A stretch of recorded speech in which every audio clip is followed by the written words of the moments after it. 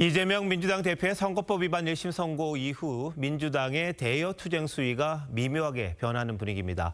지도부 차원에서 탄핵 추진을 공식화하진 않고 있습니다. 하지만 시간 문제가 아니냐는 시각도 없지 않습니다. 정치부 이태희 기자와 더 얘기 나눠보도록 하겠습니다. 자, 이 기자 앞서 전해드렸는데 조국 혁신당이 윤 대통령 탄핵과 관련한 초안을 공개했습니다. 이 분량이 115쪽이라던데 혹시 다 읽어봤어요? 시간이 꽤 걸리긴 했지만 읽어봤습니다. 네.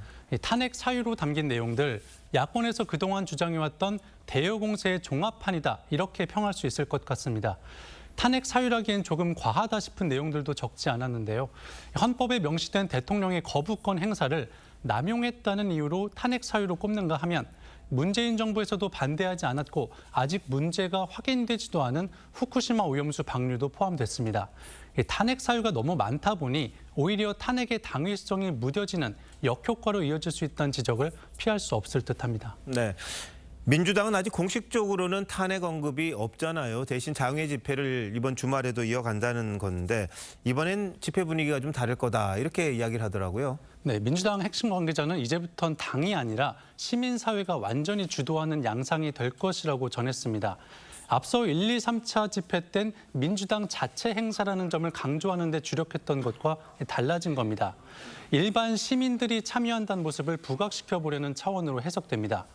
일부 지역 시당에선 이 당원임을 나타내는 파란 옷 착용이나 깃발 사용을 자제하는 방안까지 검토되는 것으로 알려졌습니다. 네, 지난번에 국민의힘에서 민주당 내부 잔치다 이런 이야기를 하니까 그런 것 같기도 한데 일단 장외 집회로 여론몰이에 나서겠다는 전략으로는 보입니다. 이런 기조가 계속 이어질까요?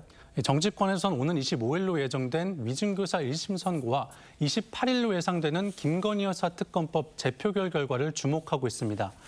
위증교사에서도 중형이 선고될 경우 더 강경한 대여 투쟁을 요구하는 목소리가 분출할 텐데 바로 3일 뒤 이뤄지는 김 여사 특검법 재표결마저 부결될 경우 이걸 명분으로 본격적인 퇴진운동으로 방향 전환을 할 가능성이 높다는 겁니다. 네, 중형을 선고받으면 오히려 더 투쟁을 강화한다 이런 이야기군요. 28일 이후 민주당이 어떻게 할지 한번 지켜봐야겠고요. 여권 이야기 한번 해보죠. 국민의힘이 지금 당원 게시판 논란으로 뜨겁다 지금 보도를 해드렸는데 한동훈 대표는 일절 여기에 대해서 이야기를 안 하잖아요. 왜 그런 겁니까? 한 대표 측은 정치적 의도가 있는 공세에 일일이 대응할 필요가 없다는 입장입니다. 경찰이 수사 중이니 수사 결과를 지켜보면 된다는 거죠. 하지만 한 대표는 11월 이재명 대표 선고가 나오기 전에 당정이 먼저 변화하고 또 쇄신하는 모습을 보여야 한다고 했었습니다.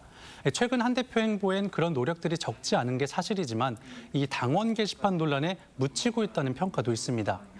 그래서 여권으로선 또 다른 반전의 계기가 될 수 있는 오는 25일 이 대표 선고 전에 한 대표가 어떤 식으로든 이 문제를 털고 가야 한다는 목소리도 나옵니다. 네, 일부에서 반사이익이다 이런 이야기는 택도 없는 이야기가 되겠네요. 내부가 좀 변해서 뭔가가 좀 바뀌어야 될 텐데 한 대표가 어떤 선택을 할지 한번 지켜봐야겠습니다. 이 기자 잘 들었습니다.